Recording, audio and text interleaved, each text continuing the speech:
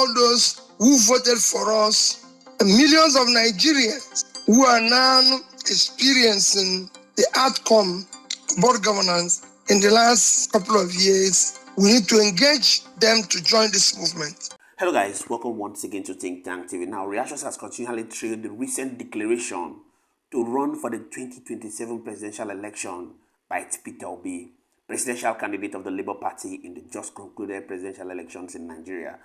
I'd like you to take a look at the words of Peter Obi as he has gone ahead to outline the blueprint for his new structure, all in a bid to defeat President Bola Ahmed Tinubu in the next presidential election.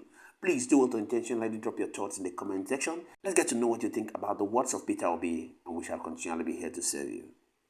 Take a look. Where we are now, it is time to start talking on that structural issue, which we still want to do gradually. Because we now believe that we now have people who believe in this new Nigeria we're preaching, people who are ready to sacrifice for it, people who are ready to wait for it. We have now a reasonable number to start talking about it. So now is the time for a strong socio-political structure across the country, across the 30 states, one that includes not just hardcore obedience, but also over 6 to 10 million. Because I know while they said we got 6 million votes, I know we got up to 10 million. So all those who supported us, all those who voted for us, and millions of Nigerians who are now experiencing the outcome of bad governance in the last couple of years, we need to engage them to join this movement. We will begin with a series of consultation in the coming days and weeks for birth of this structure of millions, several millions of Nigerians who are tired of status quo. Because people have always said to me, why don't you appoint this one? Why don't you do this? I say, no. We're a family. This family will come out with their own structure that they will all believe in and will all monitor and see the listening. So in it, we've nominated a number of people.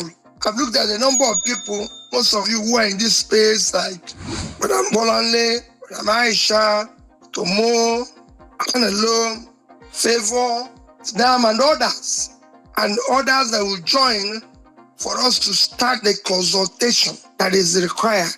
It's not going to be all of us are doing a sacrificing for it. Getting people like Dr. Tanko, who's running around all over the place, and so many others to join us in trying to build this structure that is required. The people local, the people overseas, and all that. Yesterday I was talking to Mazi and Elomba and everything, telling them this is where we want to go and this is what we want to do in order to start building the required structure. Because people have always talked about structure. I say, wait, you will see that as we go by. But I'm not deterred because I listened to the National Democratic Institute lecture. I mentioned it to people. It was wonderful that they talked about opposition and people losing the election. Former Prime Minister of Denmark, I think he's the foreign minister now, he's been Prime Minister 2 times, talked about what happens when you lose the election. What happens to the party? What happens to the people? That is when you really see people in the true sense. That is when you know those who can withstand the sacrifice that is required to be in opposition. And this is the case of where, in a world where nobody is harassing the opposition, in a world where nobody cares about the opposition, so you can imagine what is happening. The NATO secretary, former NATO secretary, who came after him, repeated the same thing of their experience in the UK when they lost the election as Tory party, how everything scattered. And he said it's beginning to happen to them again. He said, but most importantly, if the leader can hold on to what he believes in, with time, some disciples will turn back. Those who left will see reason, because especially when the government in office is not doing the right thing. So I thank all of you who are still here and urge all of us, let's continue now The result of this engagement will be formidable structure at national, regional, grassroots level, something that we can call our own as we approach the next cycles of election. The structure will enable us to field and support credible candidates at all levels of government who are committed to new Nigeria. Like Mo said, we're not at this stage talking about party. We're not talking about anything. I continue to tell people my belief that we will have party problems resolved. And whatever comes out, we'll all be together. This structure will enable us to ensure that integrity and competence, because we'll design a system that will only allow competent people with capacity and capability to be involved in what we are doing, managing the structure, and being supported in elective posts. So my invitation today is a call for action and cooperation as a team that have mandated those who have mentioned and those who will still join. It's a teamwork. It's not something that we've closed the door. It's a teamwork. We know all those who believe in what we're doing and will continue to engage. We need you to help us to recommend people who have the capacity and the time, people of integrity, to help us in this structure and help us do the right things. We can't preach one thing and do the other. You've seen where people will say, oh, Peter has not done this, he's not done this, he's not done this.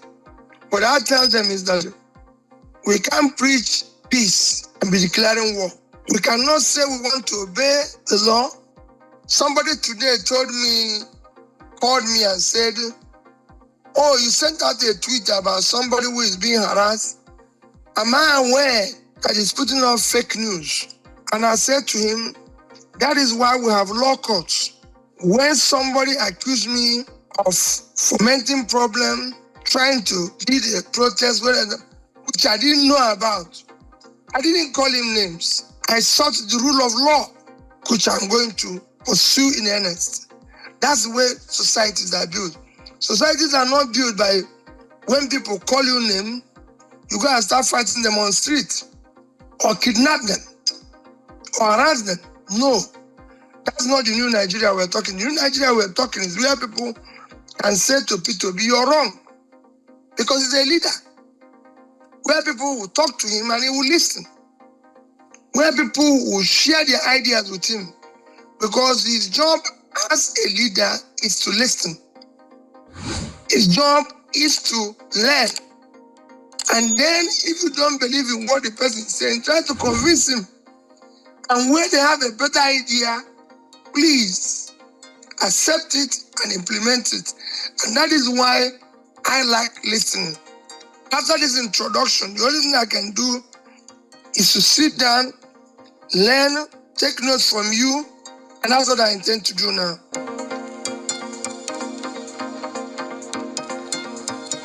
What do you think about the End Bad Governance protesters and the ones that have been detained for 60 days and all the rest, and about PDOM and the other journalists? I already know you already spoke about the other journalists today. And lastly, what do you think about the future protest October? What do you think about all the protests, and what do you think can be done? What do you think is the right approach to tackle this particular government in power because of all the bad news you've been hearing from them and how they're not doing the right thing in office? So thank you. Those are my questions. Well, mine is a very simple thing. I've always said it.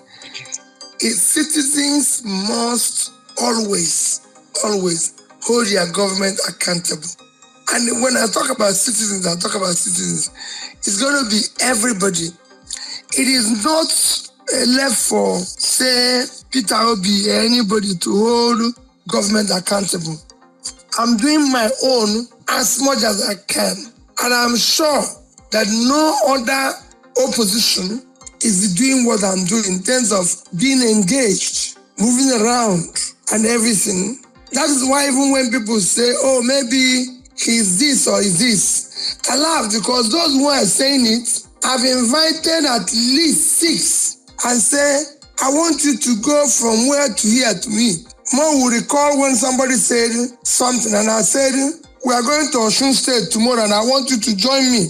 He said, when are we leaving? I said, we are leaving Lagos 4:35 a.m. He said, no, why don't we stay up to 10? Peter, is it not possible to do this? Before the man wake up, I was already in Oshobo. But when you're doing it, people who stay somewhere, probably eating shrimps and good food, are busy saying, oh, this man is not this. They forgot that I went to Biu in southern Borno. They forgot that I went to Katangu in southern Gombe and on, difficult places to campaign, and I still going all those places today. More will tell you, I left Kogi, 7 p.m., not seen anywhere on the road to sleep. And people insisted we sleep with them, and I said, I'm going to Enugu. So when you do all that, all of us need to engage them. It is not about me. It is about all of us collectively. If you look at what government is doing to the big and famous today in Nigeria, if you look at what they are doing to people who speak, just imagine what I'm going through. Just imagine it. So it's easier for people to go on and say, I comment on issues like you see me with. First thing I do, when I get any news, like the one I did this morning, I was traveling in America. I didn't know. When I get any news, all I do is to take 24 hours to analyze what happened and what is happening, and I make comments. But I really make comments on anything, and I support all peaceful, legal protest, agitation. And when I was campaigning, I said it. I will talk with every protester, agitator, this. All I want you to do is say the reason why you're protesting. Tell us why you're agitating. Don't just say for the sake of it, there's bad governance. No. If you see my tweet, I state the things where I don't just go. That's why I go and do the research, have the facts, have everything, so that when it is verified, people can see, even if it's somebody who made the statement, yes, I can now do so on another person's statement. And usually, those who come close to me will ask me, oh, this is this, this is it, this is this. And most of you who are on this space do that. They'll see that when they tell me, oh, you haven't commented on this, you haven't commented on this, I'm looking into it and I will eventually comment and send them back and say I've commented on it. But thank you. I urge you to continue. If there's any place I'm not doing well, please correct me. You've seen it for yourself. Now, here's my concern about the recent developments. You will agree with me that the President Bola Ahmed Tinubu's administration has just wrapped up about 1 year, and this is their second year in office. And it's always been like a circle. This is the reason why we have always been calling for swift responses, swift results, the moment the government gets into power. But like a circle, we keep hearing the first year the government gets into power, they say, they keep blaming the past administration for the failures of the past administration. They want to try to get their footing. And the moment it passes 1 year, it's too early for you to begin to give us a scorecard. But we understand that the moment 2 years has been wrapped up, the next thing you begin to see is political moves aiming to the next election that will be in 4 years. And the important thing is that if the dividend of democracy is not given to the people, as at the time when they are in government, when else will they give it to the people? When we understand that the moment it is 2 to 3 years, politics has already started again. And like I keep saying to people, politicians must understand that there's a thin line between politics and governance. Yes, the moment you want to contest an election, you're playing politics. You go on the platform of your political party. But the moment you have been declared the winner of that election, you must drop politics to a high extent and face the governance, which is not a party affair. But the irony of it is that most politicians will keep doing politics even when they are in government, doing their best to give the dividend of democracy to just their party men. And this is very condemnable. In the history of Nigeria, it's only once we have heard that a presidential candidate has gone one tenure, and that was when President Goodluck Jonathan stepped down for Buhari to take over. Do you think it is possible for Peter Obi to defeat President Bola Ahmed Tinubu in the upcoming election, regardless of all these strategies they have outlined? Please do what intentionally drop your thoughts in the comment section. We really want to know if the possibility of Peter Obi becoming president of Nigeria is there. Please intentionally do what to hit the like button. That's the only way you can support us for the good work we do to keep you informed continually. Many thanks indeed to all our viewers and returning subscribers. We truly do not take it lightly. My name again is Moses, and this is Think Tank TV.